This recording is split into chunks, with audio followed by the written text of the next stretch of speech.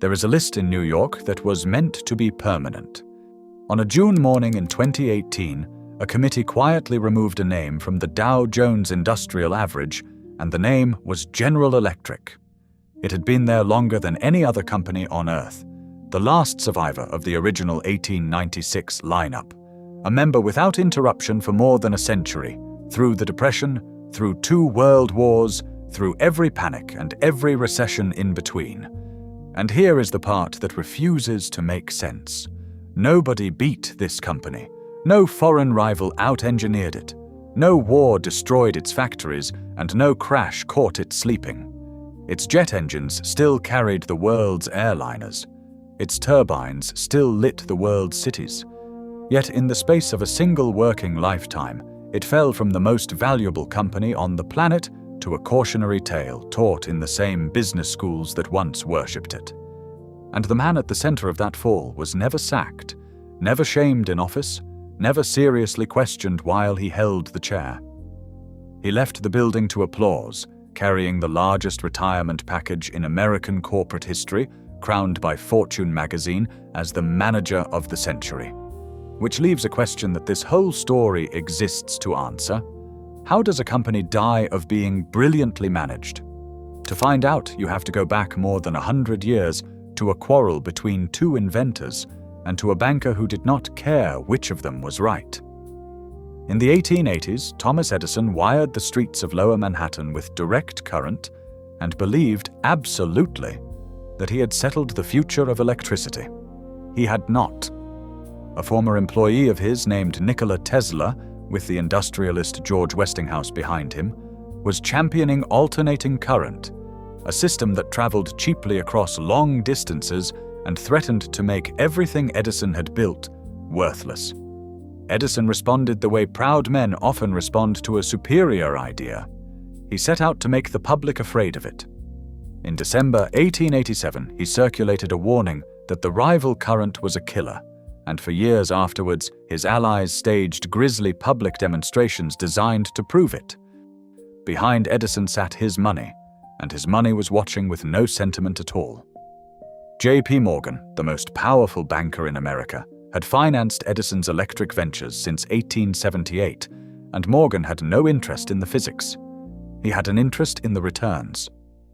On the 15th of April, 1892, he forced through a merger, joining Edison General Electric with its great rival Thomson Houston, and he did not put Edison in charge of the result. He did not put an engineer in charge at all. He chose Charles Coffin, a former shoe manufacturer from Lynn, Massachusetts, a salesman through and through. And when the new giant was christened, Edison's name was removed from the front of it. The verdict on the current war arrived a year later, when Westinghouse lit the Chicago World's Fair and then won the contract at Niagara Falls itself. Edison, defeated on the grandest stage available, had sold out of the company by 1894 and walked away from an empire that no longer bore his name. Keep that picture somewhere close. A financier standing outside a company built by inventors, deciding what it would be permitted to become. Because at the far end of this story, more than a century later, it happens again. And there is something worth pausing on here, because I did not expect it when I first went through this history. The most important decision of the company's early life came not from the inventor, but from the salesman. In 1900, Coffin founded the first industrial research laboratory in the United States, in Schenectady, New York, and in doing so turned a factory into something new in the world. A machine for inventing the future deliberately, rather than waiting for it to arrive. It is on the Schenectady turbine floor, in those early years, that the other character in this story appears. A young fitter, one man among thousands, whose trade is to true a rotor and to judge a casting by the look and the sound of it. He is not famous. No historian will ever record his name. But his family will work this floor for the next 100 years, and what happens to them is what this story is actually about. Judging a casting by sight and sound is a skill no book can hold. You learn the particular color steel takes when it is honest, and the clear bell note it gives back under a hammer when there is no hidden flaw, and the faint shadow along a surface that betrays a fault buried deep inside a component taller than the man inspecting it. Our fitter carried that knowledge in his hands, and he passed it on the only way such knowledge has ever been passed on, by standing at the next man's shoulder for 20 years. There was no certificate for it. There was no course. There was only time and patience and the slow accumulation of 10,000 small corrections, until one day the older man stopped checking the younger man's work, and that was the graduation. Underneath every share certificate, that is what a great industrial company really is. Several thousand people, each of whom knows one nearly impossible thing extremely well. And from that floor, the ascent was staggering. General Electric locomotives pulled freight across a continent. In the Second World War, its turbo-superchargers lifted American bombers above the reach of the fighters sent up to stop them, and its first jet engine ran for the first time on the 18th of April, 1942, thundering on a test stand in Massachusetts. In 1953, the vast appliance park opened outside Louisville, Kentucky, and across America whole towns took their shape from the GE works at their heart, the plant standing over the streets the way a cathedral once stood over a market town. By mid-century, there was scarcely anything electrical the company did not make. The locomotive and the light bulb, the X-ray machine and the broadcast network, the jet engine and the refrigerator humming in the kitchen of the family whose father had built it. To grow up in one of those towns was to live inside a promise. The company would make the finest machines on earth, and in return for your working life it would hold you steady, and there would be a pension waiting at the end like a handshake. Nobody wrote the promise down, because nobody needed to. It was in the wage packet that arrived every week of a man's life, in the apprenticeship waiting for his son, in the gold watch and the retirement dinner, and the monthly check that followed a man home and stayed with him until the end. It was simply how the world worked. By the time our fitter's hands had grown old, his grandson was clocking in beside him on the same line. For 50 years, the promise held. By 1972, the chairman's office belonged to Reginald Jones, a measured, courtly man whose advice President sought, and in 1981, Jones faced the task that measures every great leader, choosing the one who comes next. He staged a long and famously merciless contest between his senior men, and at the end of it, he passed over every safe pair of hands on the list. He gave the company to a combative, restless 45-year-old, only the 8th chairman in its history. Jones was certain he had found the man who would guard everything the company stood for. What he had actually done was hand the keys to the one man in the building for whom the promise at the heart of the place meant nothing at all. If this story is gripping you the way it gripped me when I first pieced it together, take a second and subscribe, because this channel is an archive of exactly this kind of industrial history, and the story is only just beginning. The man Jones chose had clawed his way up from the bottom and made certain nobody ever forgot it. Jack Welch was born on the 19th of November 1935 in Peabody, Massachusetts, the only child of a railway conductor who spent his life punching commuter tickets. The boy grew up with a stammer so severe that a waitress once set 2 tuna sandwiches in front of him, having heard his stumble over the order as the number 2. His mother told him the stammer only existed because his mind moved faster than any mouth could follow, and he carried that explanation and the certainty inside it for the rest of his days. He joined General Electric in 1960 as a junior chemical engineer in Pittsfield, Massachusetts, on $10,500 a year, and in 1963 he came within a whisker of ending his career before it began, when an explosion at the plastics facility he ran tore the roof off the building. Nobody died. He was called in to account for himself before a senior executive who could have dismissed him on the spot and did not. The men around him drew the obvious lesson early. The rules stretched where Jack was concerned. By April 1981, he had climbed every rung there was, and at 45, he became the youngest chairman and chief executive the company had ever appointed, settling into the chair Reginald Jones had kept warm for him. Out on the floor, the grandson of our old fitter was a skilled man now, building the same machines on the same line his grandfather had worked. He had no reason, yet, to give the new name at the top of the company a second thought. He was going to learn it by heart. In December 1981, in a speech in New York on growing fast in a slow-growth economy, Welch laid out the belief that would govern everything he did afterwards. A company's first obligation, he argued, ran not to its products, not to its towns, not to the people on its lines, but to the owners of its shares. Historians now point to that evening as the moment the shareholder value movement drew its first breath. The idea that a rising share price is not the byproduct of a healthy company, but the entire reason for its existence. Spoken in a hotel ballroom, it sounds like theory. On a factory floor, it arrived like a fault line opening, because what Welch did next had never been done at such scale by a healthy American company. At the end of 1980, General Electric employed 411,000 people. By the end of 1985, it employed 299,000.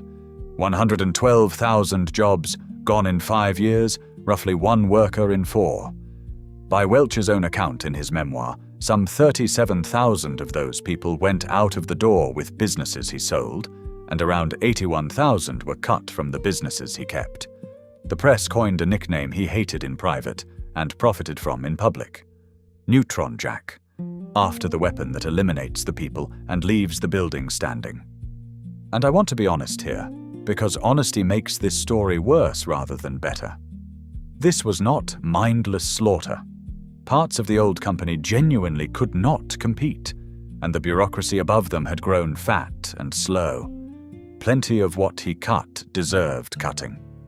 What I did not grasp until I sat with his own figures is how completely he had divorced the idea of the company from the human beings inside it. A plant, to Welch, was a line of arithmetic. If the arithmetic disappointed, the plant was sold, shut, or shipped, and increasingly it was shipped, because removing heads was only half of the method. The other half was distance. Wherever the same work could be had for a fraction of the wage, the work went out of the towns that had been built around it and onto vessels bound for elsewhere. General Electric did not invent the offshoring of American manufacturing. What it did was launder the practice into respectability, because if the most admired company in the nation was doing it, on the signature of the most admired manager alive, then who was anybody to refuse? On the floor in Schenectady, the grandson watched men he had spent 2 decades training empty their lockers in the course of a single shift. Their work not abolished, but relocated to a country none of them would ever stand in. And then came the instrument that cut deeper than any closure. Welch called it the vitality curve. The workforce called it rank and yank. Every year, every manager graded every subordinate, and every year the bottom 10% were dismissed. Not the incompetent, the bottom 10%, as a matter of definition, in a good year or a bad one, without end. The effect on the floor was a slow poison. Men who had spent whole careers lifting the man beside them now had a quiet, shameful interest in watching him fall. The grandson saw it first in the small things. A trick of the trade that stopped being shared. A shortcut hoarded like money. He caught himself doing it too one afternoon, holding back a correction he would once have offered without thinking, and the shame of that moment stayed with him longer than any redundancy notice. That is what the curve really cost. Not the 10% who left each year, but what it did to the 90% who stayed.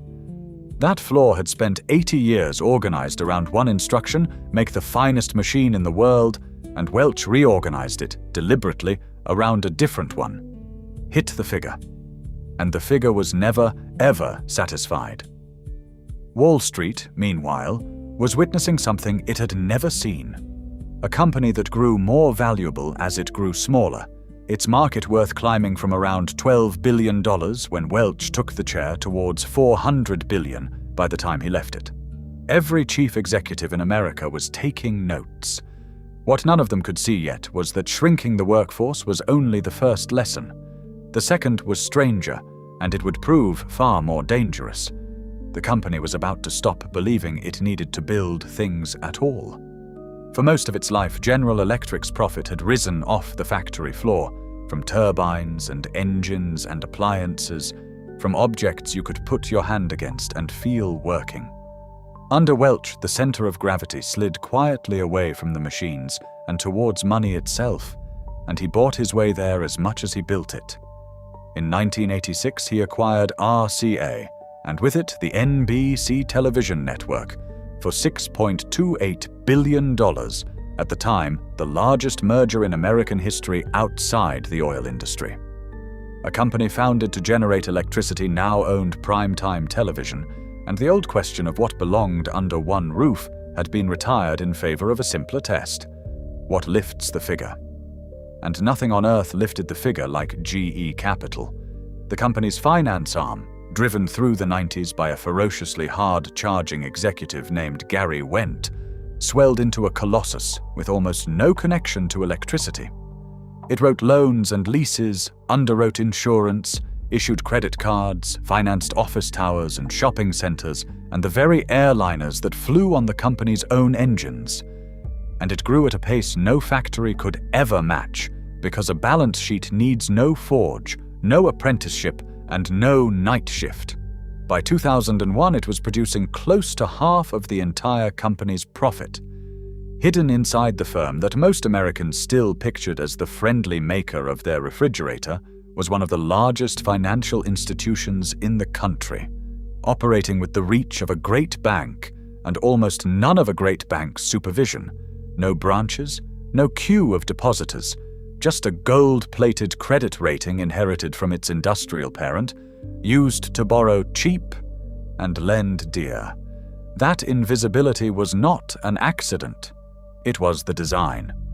And it came with a second convenience that the outside world would not fully understand for years. A finance arm of that size, buying and selling and booking gains at will, gave headquarters an extraordinary ability to shape each quarter's result. Consider one fact, recorded later by the Securities and Exchange Commission itself. From 1995 all the way through the filing of its 2004 annual report, General Electric met or beat Wall Street's consensus earnings forecast every single quarter. Every quarter, for nearly a decade, without one miss. In the real world of machines and weather and markets, a run like that borders on the impossible, and in 2009, the company paid a $50 million penalty to settle SEC charges that in 2002 and 2003, in the very first years after Welch departed, it had bent its accounting past breaking point to keep the streak alive, booking locomotive sales that had not happened, and reshaping engine parts accounting to manufacture hundreds of millions in earnings. The conduct in the complaint came after his exit. The machine that made such conduct thinkable, the culture in which the quarter must never miss, was his. A turbine takes years to design and a fortune to build. A loan can be written before lunch. The market applauded the speed, the share price climbed, and the formula went out across corporate America. Keep the proud industrial name above the door and let the money desk quietly carry the weight. But the bill for all of it had not yet been presented. And when it finally was, it landed on the one group of people who had never once been consulted. Here is the passage of this story I find genuinely hard to write, and I want to set it down precisely, because the precise version is worse than any rumor. Nobody stole the pension. There was no raid, no vault, no getaway. What happened was quieter and legal, and in its way far colder. From 1987, the workers' pension fund stood so far in surplus that the company was under no legal obligation to pay into it. So it paid nothing. Not that year, not the next, not for 24 years, until 2011. A quarter of a century in which one of the richest companies alive contributed not 1 cent to the retirement fund of the people who built it. And the arrangement was better than free. Under the accounting rules of the day, the fund's investment gains were allowed to flow through into the company's reported earnings, which means the retirements of the men on the line were up on the books each quarter, helping to hit the figure. Think about what a pension actually is for a moment. It is the only promise a company makes that outlives the working man's usefulness to it. Every other bargain between a firm and a worker is settled week by week, wage for labor, but the pension is the long promise, the one that says you will matter to us even when you can no longer lift anything. That was the promise now being marked to market. For a long while it wore the costume of genius because the fund was genuinely rich. In 2001, the very year Welch stepped down, the pension sat on a surplus of $14.6 billion. Somewhere inside that number was the old age of the grandson in Schenectady, who had no idea that his quiet years had been converted into a line of operating profit on a statement in Connecticut.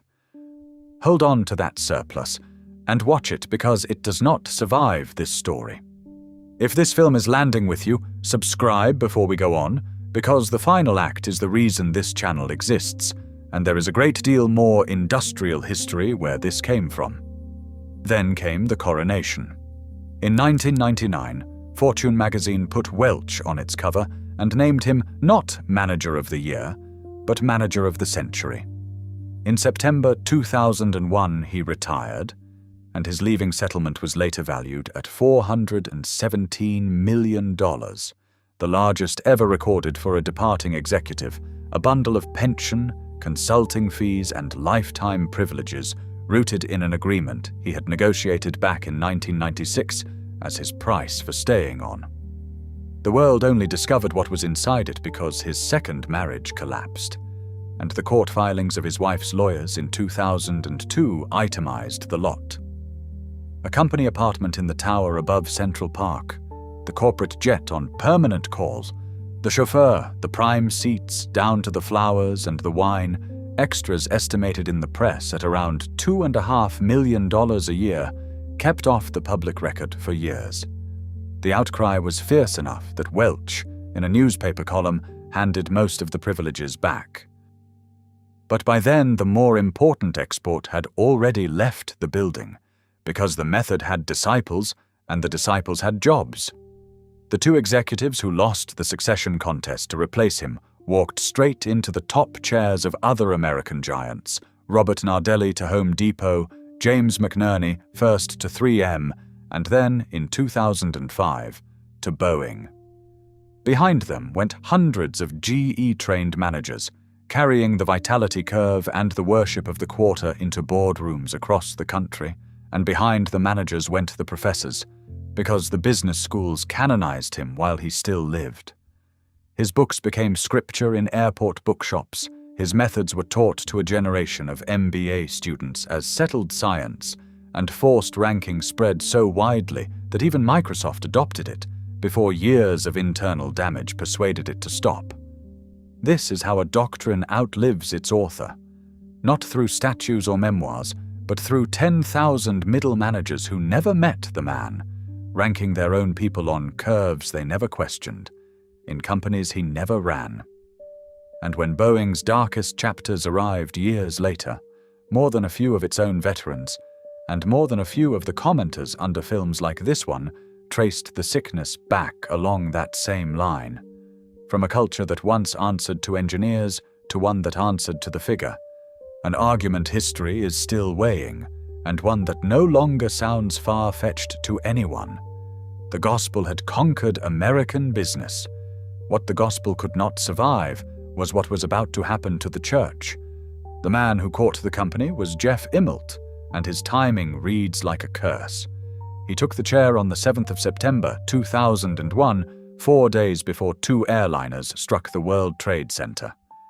The generous version of his story says he was simply unlucky, and the record does not support the generous version because he did not merely inherit the risks coiled inside GE Capital, he enlarged them, pressing deeper into commercial property and consumer credit through the 2000s, right up to the cliff edge. And he inherited the pension arithmetic too, and kept his foot exactly where Welch's had been, letting paper gains dress the earnings rather than putting real money back in. Then the cliff arrived. In 2008, the financial crisis very nearly killed General Electric outright, and the thing that nearly killed it was the bank Welch had built and Immelt had fattened. The famous headline said, "Warren Buffett rode to the rescue with $3 billion. He did not. The true lifeline was a federal guarantee, taxpayer backing for as much as $139 billion of GE Capital's debt, a program of which General Electric became the single largest user. Without it, the most admired company of the age might simply have ceased to exist. The share price told the story in plain figures. From close to $60 at its peak in 2000, the stock touched an intraday low of $5.73 in March 2009, a fall of more than 90%, and one warning for anyone checking a chart today: a 1-for-8 reverse split in 2021 makes the old prices read about 8 times higher now, so the numbers on your screen will not match what the shareholders actually lived through. And in a small town built around a GE plant, the grandson, newly retired, his working years spent, sat in front of the news and performed the calculation nobody had ever invited him to perform. By the end of 2008, the surplus that was supposed to carry him to the end of his life had become a deficit of around $7 billion, and he had no shifts left with which to earn back whatever vanished. He had done everything the promise asked of him. 40 years, one employer, no complaints. Immelt survived the crisis and then made the decision that was meant to redeem everything. He set out to prove Welch wrong and turn the spreadsheet back into a company that built machines. He dismantled GE Capital piece by piece. He sold NBC Universal. He sold the appliance business, the very enterprise Appliance Park had been raised to serve, to hire of China for $5.6 billion, so that the fridge in an American kitchen still said GE while belonging to Qingdao. And in place of it all, he bought heavy industry, paying a little over $10 billion for the power division of the French firm Alstom in a deal completed in November 2015. It was the wrong purchase at the worst conceivable moment. He was doubling his stake in giant fossil fuel turbines at the precise instant the energy world tilted underneath him, towards wind, towards solar, towards cheap and plentiful gas that needed far fewer of his enormous machines. He had bet billions against the future, and the future turned up early. In October 2018, the company wrote off some $23 billion of goodwill, the bulk of it flowing from that single deal, more than it had paid for the business 3 years before. And beneath it all, he kept performing the most Welchian ritual of them all. With an activist investor at the gates, the company announced in April 2015 a plan to buy back as much as $50 billion of its own shares, one of the largest such programs ever declared, and between 2010 and 2016, it spent roughly $40 billion purchasing its own stock, much of it at prices those shares would never see again, money that could have refilled the workers' pension or built the next real machine, spent instead on holding up a figure on a screen. Immelt had set out to prove his old master wrong, and proved him inescapable instead. He left in June 2017. His successor, John Flannery, lasted 14 months and inherited a pension shortfall that, reporting at the time, put at roughly $31 billion, the same fund that had been $14 billion in surplus the year Welch walked out to applause. And then, in October 2018, General Electric did the thing it had never once done. It went outside. Larry Culp became the first chief executive in the company's entire existence who had never worked a day inside it. An outsider handed the power to decide what the engineer's empire would be permitted to become. If that sounds like 1892 returning, it should, though Culp did the one thing Morgan never did, and ran the place himself, day by day, as he took it apart. In June 2018, the company was removed from the Dow Jones Industrial Average, the last of the original 1896 members, its unbroken run on the index stretching back more than a century. The dividend, once a byword for permanence, was cut to a single penny. And Culp accepted what the numbers had been shouting for years. It could not go on as one company. He divided it in three: GE Aerospace, GE Healthcare, and GE Vernova, a separation completed in 2024. There is a particular quality of silence around the death of something that was meant to be permanent. The world had not stopped needing turbines. What had changed was that, for 40 years, the men in charge of the company that made them had been taught to care about something else. But the floor where this story began is still there, and here is the strangest part. It is not silent. Stand in Schenectady today and the lights are on. There are still skilled hands at work, still generators taking shape, even the long white blades of wind turbines now, under the Vernova name. A living plant and a shadow of an empire, a few thousand people where there were once tens of thousands. Close your eyes and put the old world back. Feel the floor tremble as a rotor the weight of a locomotive climbs to full speed on the test stand. Smell the hot oil and the scorched steel. Hear the clear bell note of a sound casting under the hammer, and see an old fitter at a young man's shoulder, passing on in 20 patient years the one thing no book could carry. Picture that young man now, an old man himself, the grandson, his hands the same shape as his grandfather's hands, who gave every working day of his life to this line because a company gave him its word. Now open your eyes. The roar is a murmur. The surplus that was his old age became a whole measured in the tens of billions. The name on the gate survives, cut into 3 pieces, and the men who were raised to build the finest machines on earth were retrained, one appraisal at a time, to serve a figure on a screen in New York. We like to believe places like this die of progress, of cheap arrivals, of time doing what time does. This one did not. It was persuaded, deliberately and profitably, to stop being a promise and become a number, by men who were celebrated for the persuasion and paid like emperors for it. And the question left standing at the end is the one from the very beginning: whether a company this brilliant was killed by one man, or whether one man simply showed a whole country how to do it.